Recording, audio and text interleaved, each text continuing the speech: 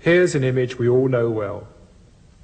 It's an image which is in many ways a symbol of our times. It represents what is perhaps our greatest technological achievement so far, the step out into space.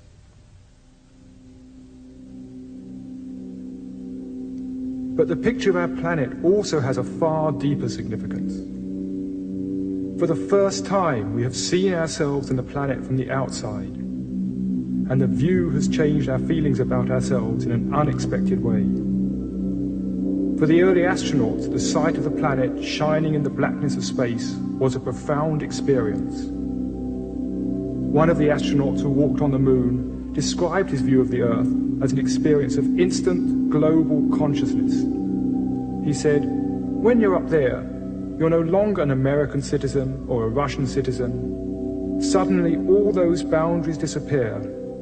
You are a planetary citizen." And similar experiences happened to the other astronauts. They saw Earth to be a beautiful, magical-looking planet and came back deeply changed from that experience. Moreover, they became increasingly aware that all was not well back on Earth, and they came back wanting to help in one way or another. The pictures they returned with also had a deep effect on many of us back on Earth.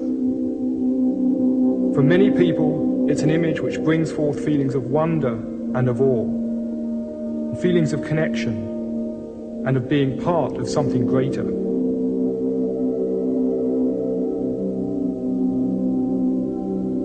In some respects, the picture of our planet is a spiritual symbol of our times. Now that may initially sound strange. What is spiritual about it? But if you think for a moment, most spiritual symbols are, in one way or another, symbols of wholeness, of oneness, of some underlying unity. And a sense of oneness and unity is exactly what is reflected in this picture of the planet. It symbolizes the growing awareness that we are one humanity living on one planet and with one common destiny. This is why the picture of the planet is so powerful, and why it has become such an important symbol for all of those who are concerned about the fate of humanity and creating a better world. And there was another awesome realization which struck some of the early astronauts. Looking back at the Earth, it seemed that maybe the whole planet is a single living organism.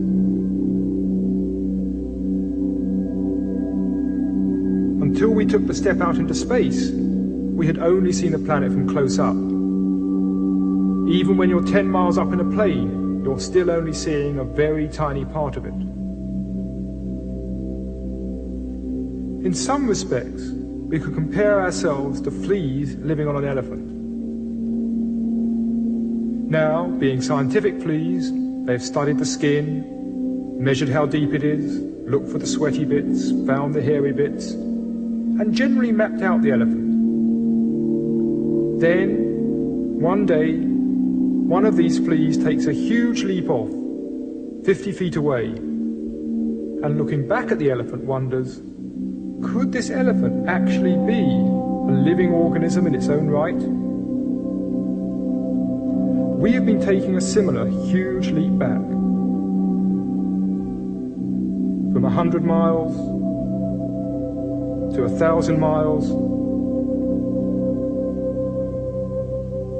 till eventually we see the planet as a single entity.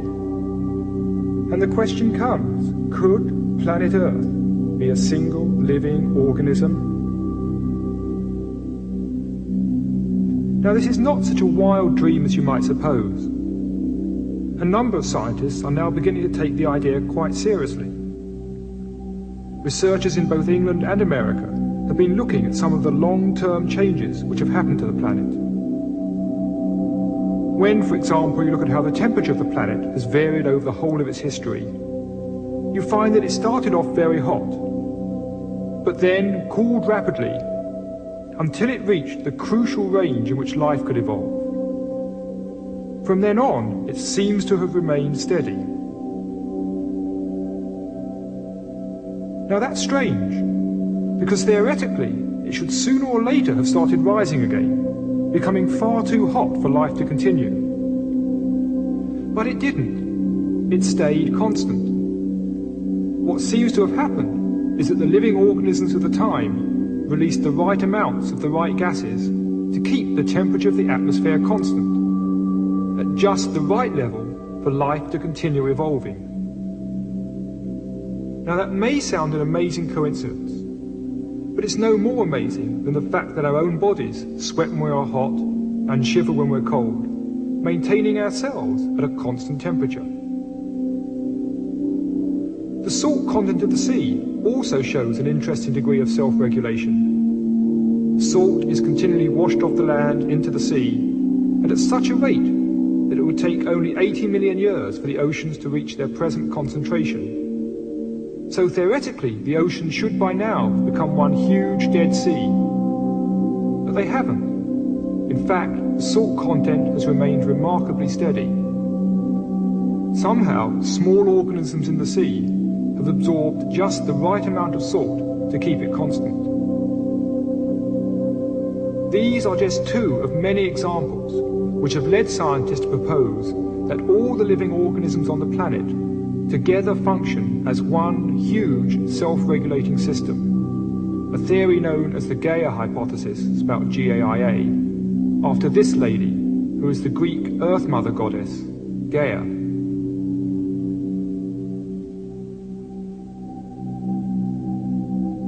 We might then consider our days and nights to be like the heartbeat of Gaia, the seasons to be her breaths, the tropical rainforests resemble the lungs, and the oceans are like the circulatory system.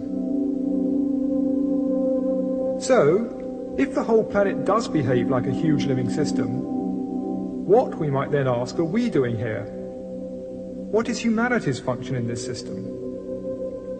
To get some perspective, let's go back and look at how we came to be here, at the whole evolutionary process which has led to us.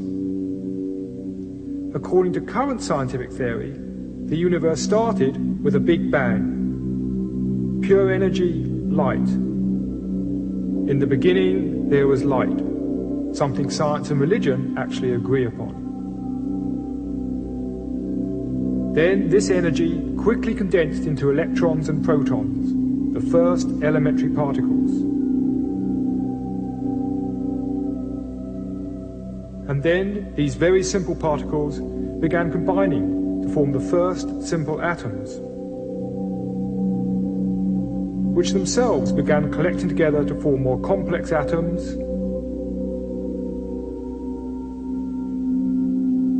and more complex atoms, until the whole of chemistry had evolved. Next, these different atoms came together to form molecules, like this amino acid, one of the basic building blocks of life. These, over time, began stringing themselves together to form much more complex molecules, like DNA, containing millions of atoms. These molecules then grouped themselves to form the first simple living organisms, bacteria and algae.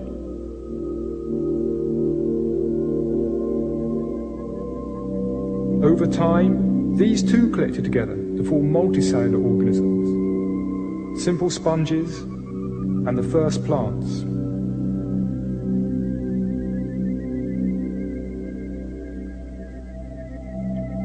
This process of progressive complexification and organization continued, leading eventually to the first fish. Now, fish represent a very significant stage in evolution. For fish were the first creatures with a skull and a spinal cord, and inside was the delicate nervous system, which now, for the first time in history, was protected by a case of bone. And from then on, the main thrust of evolution has been in the development of the nervous system. As we move on up through evolution, the external changes are very clear. The gills have become lungs, the fins have changed into arms and legs, But the most important changes of all were happening on the inside. The nervous system has become unfathomably complex. And today, the most complex nervous systems known on this planet are to be found in dolphins and whales.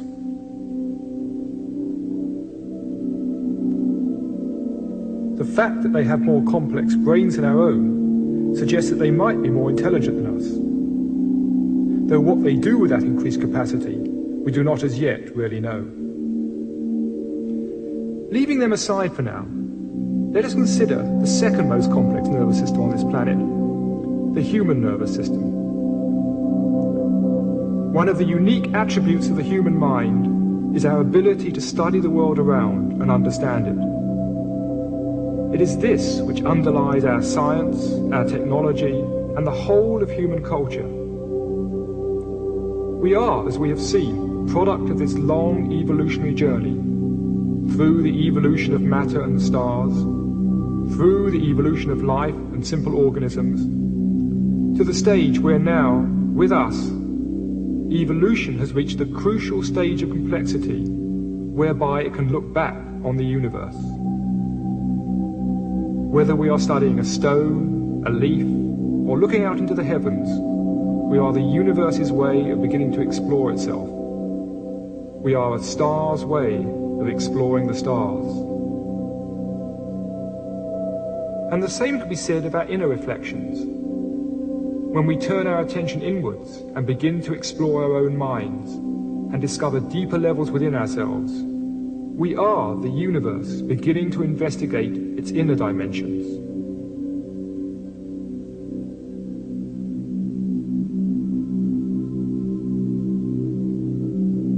So the next question is, where is all this taking us? What's next?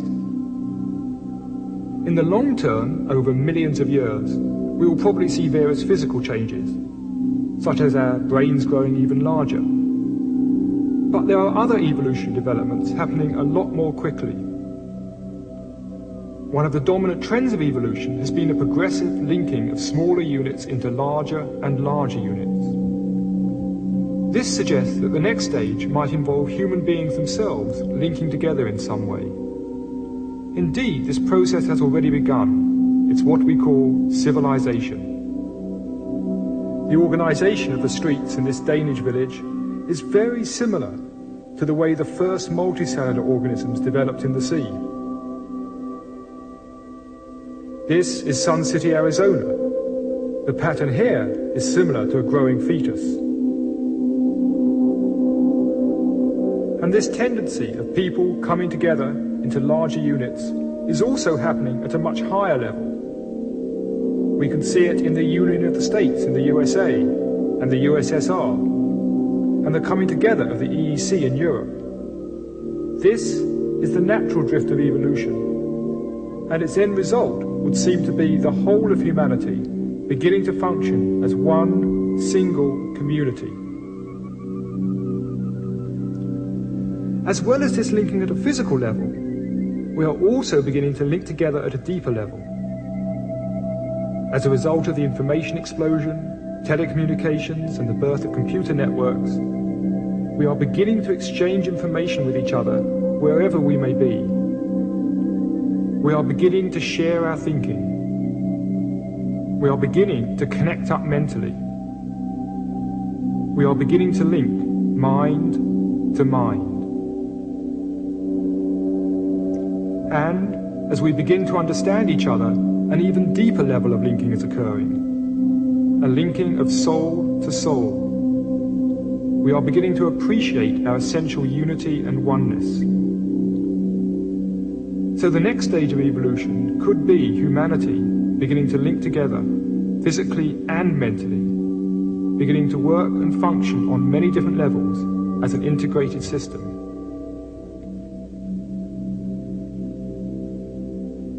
Now, there's some interesting parallels between this integration of humanity and the integration which occurred at earlier stages of evolution. If we go back and consider the emergence of life from matter, we find that the simplest bacteria contain several billion atoms. The figure shown here of 10 billion is only a very approximate figure. Whether it's 2 billion, 5 billion or 20 billion doesn't really matter. But it seems necessary to bring together approximately this number of atoms in order to create the complexity necessary for them to become a living system. Similarly, if we look at the next leap in evolution, the evolution of intelligent consciousness, we find it again takes several billion nerve cells linked together in the human brain to produce the reflective consciousness characteristic of humanity, though again the figure is not meant to be exact. Now, if this turns out to be a general principle of evolution, it would suggest that the next stage, the linking of humanity into an integrated system, would involve the working together of a similar number of minds. And indeed, the human population has already reached this level. We might then think of humanity as some sort of huge global brain, a brain in which we are the cells, linked together by our growing information networks. And there are indeed some interesting parallels between the way society is developing and the way the human brain develops. The main thrust of development of the human brain takes place mainly before birth, between weeks 8 and 13 after conception. Imagine for a moment that you are a nerve cell in this growing human brain. At first, there's plenty of space. Then, very quickly, there's a massive population explosion of nerve cells. If you were a nerve cell, you'd probably think, this is getting dangerous. There's not enough oxygen to go round. We're going to be short of blood soon. But suddenly, at week 13, the explosion stops. From then on, the development of the nervous system focuses on the growth of connectivity and complexity, the linking together of these billions of nerve cells. Today, we are seeing a similar process happening to humanity. We've had this massive population explosion, but it's now beginning to slow down. And we seem to be moving into the next phase, the linking of the billions of human cells in this planetary brain. Through postal systems, telephones, computer networks and satellites, we are increasing the connectivity and linkage of the billions of minds which together constitute humanity.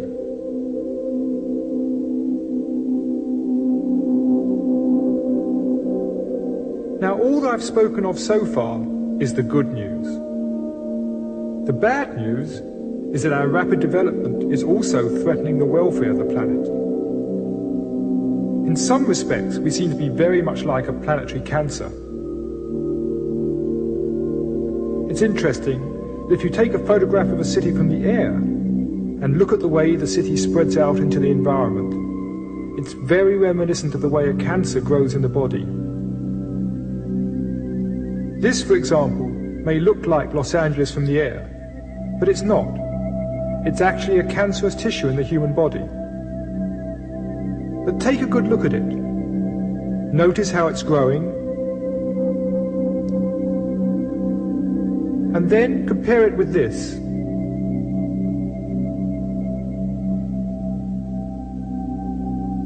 Now, the similarity is more than just in appearance. If you go back and look at what causes the cancerous tendency in the individual, and at what causes a similar tendency in society, we find that underneath are very similar principles. Let's look first at why a cell in the body becomes cancerous. In the center of each cell are the genes. They contain the information that keep you functioning as a single living organism, rather than just a bowl of biological soup. Now, if the genes in a cell are disturbed, that cell may become selfish. It may no longer support the system as a whole, but instead go off, doing its own thing, at the expense of the body. In short, it becomes a cancer. Now, when we consider human beings in a community, we are looking at an organization of minds. And the parallel to the genes is to be found at the center of our consciousness. It's that deeper level of inner wisdom, that inner awareness of being much more than we normally experience, a part of something much greater. And when we lose touch with this inner wisdom, we also become like selfish selves, out of touch with the needs of society as a whole, living at the expense of each other. The philosopher Alan Watts referred to this selfish, isolated way of existence as the skin-encapsulated ego. What's inside the skin is me, what's outside the skin is not me. Biologically speaking, this is, of course, true. We are each separate biological individuals. But it is not the whole truth. We are much more than that. We are creatures with an inner life, with an existence that stretches beyond our biological identity. The reason we become stuck in this limited way of seeing ourselves is because the real self, our deepest sense of I, is actually very hard to grasp. Trying to describe that deeper sense of self is very much like trying to describe a hole in a piece of wood. If you ask people to describe a hole such as this, they may start by saying, well, it's a round hole. You say yes. They say it's a wooden hole and it's red. You say, hang on, the hole isn't wood, the hole isn't red. They say, haha, the hole is black. But no, that's the background. And suddenly they're stuck. What's the hole? How do you describe the hole itself without describing its surroundings? In a similar way, it's very difficult to grasp and define our own inner sense of self. Instead, we tend to describe ourselves in terms of what surrounds us. Our many possessions,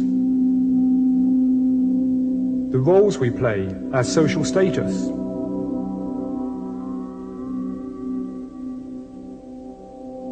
Our beliefs, both scientific and religious.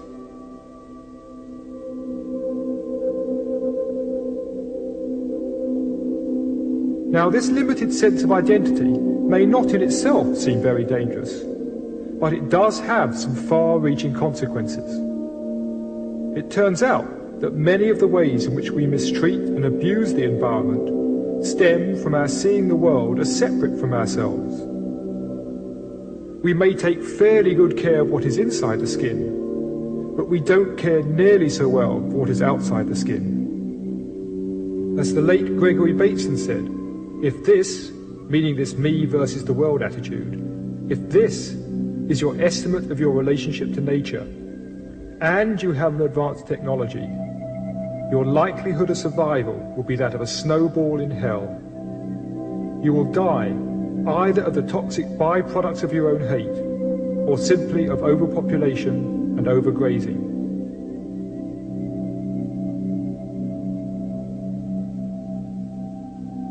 And Bateson went on to say that if I am right, the whole of our thinking of what we are and what other people are has got to be restructured. The most important task today is to learn to think in a new way. I would actually go a step further and say the most important task is to be in a new way, to experience, to be conscious in a new way. We need to make the shift from this, the skin-encapsulated model of the self, to this, what some have referred to as leaky margins. The boundaries are still there, but they are much less solid. In addition, we now experience a greater oneness with the world outside. Such a shift of consciousness could play an important part in the next stage of our evolution. If we go back and look at the previous major steps in evolution, we can see that each stage became a platform for the next. Energy led to matter, matter led to life, and now life has led to consciousness. Thus the spearhead of evolution is now the human mind.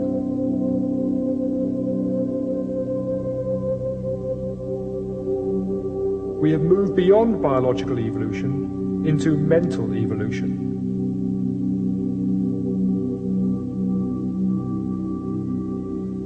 Thus it is not changes in our bodies which will now determine the future, so much as changes in our thinking, changes in our perception, changes in our attitudes. The evolutionary phase which we have now entered is the evolution of human consciousness. Inner development is now the key. In short, evolution has become internalized.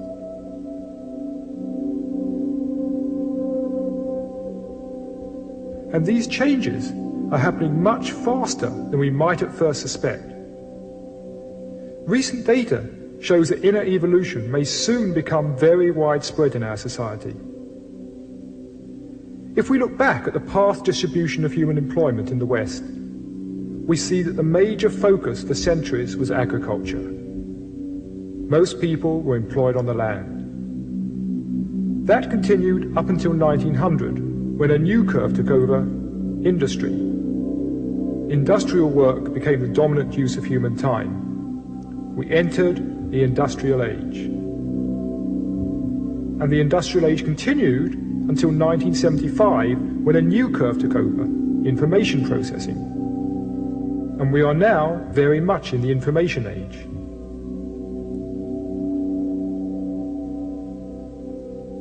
And we entered the information age much faster than anybody anticipated. Whereas it took over a century for the Industrial Revolution to have its full effect, the information revolution has had a major impact in just 25 years. So the next question is, what will follow the information age? Well, there are already signs of a new curve beginning. And although small at present, it is growing even faster than information processing. This curve represents the growing number of people involved in the exploration and development of the vast resources of the human mind itself. These are the people who are beginning to explore what may perhaps be the last great frontier, our own minds. The number may be small at present, but as you can see, if you extrapolate the trend, then by the year 2000, it will have overtaken the information curve.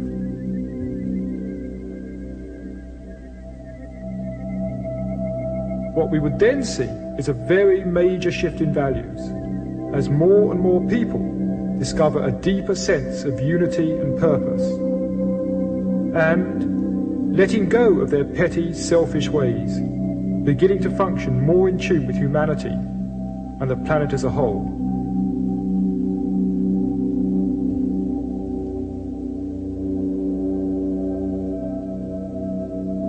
Now, the idea that there are deeper levels to human consciousness is not new.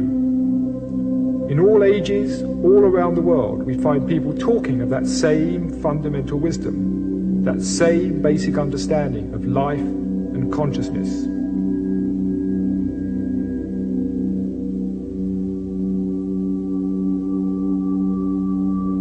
Here I've symbolized these different people at different times by different colored dots. Now, when any particular teacher died, his message was forced to spread by word of mouth or be written down on parchments, with the result that as his ideas began to spread around the world, they inevitably became distorted and absorbed by the culture of the time, with the result that very little now remains of the original wisdom. But today we are in very different circumstances. Firstly, hundreds upon thousands of people are beginning to discover the hidden potentials of the human soul. And secondly, books, tapes, television, computer networks, in short, the whole information revolution, has given us the means to share these discoveries with each other, without the information suffering the distortion and misunderstanding that was inevitable in the past.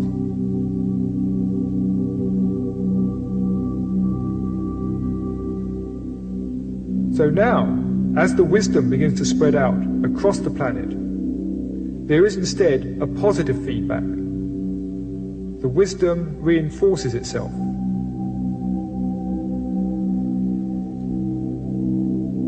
Rather than dissolving, the wisdom builds upon itself. Such an inner awakening could be the crucial ingredient in the linking of humanity into an integrated society. A society in which we are linked spiritually through an awareness of our inner unity, an awareness that we are all part of something greater.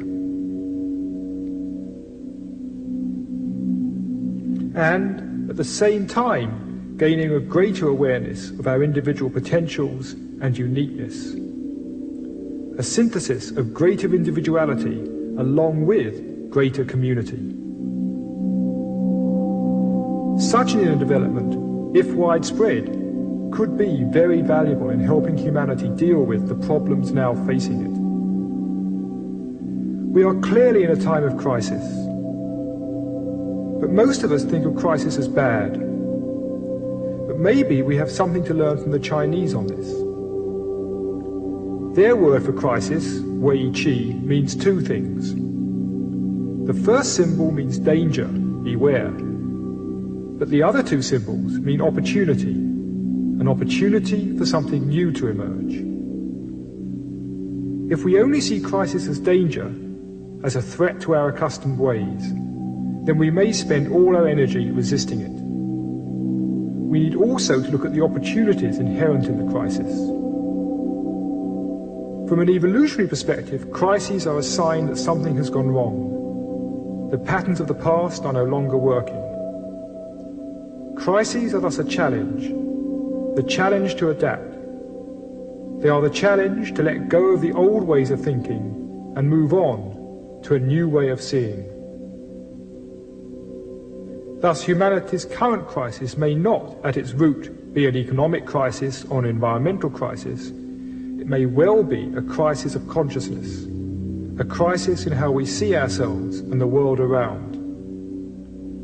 Many of us have probably experienced at one time or another those moments when we feel at one with the world, a sense of inner peace, with no need to prove who we are. The question is, can we allow these precious moments to happen more often in our lives, and in the lives of other people? In short, can we choose to explore and develop our greatest resource of all, our own minds, our inner selves? I'd like to finish with a poem from Christopher Fry's play, Asleep of Prisoners. The human heart can go the length of God. Dark and cold we may be, but this is no winter now.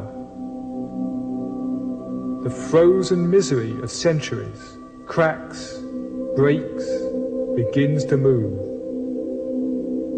The thunder is the thunder of the flows, the thaw, the flood, the upstart spring.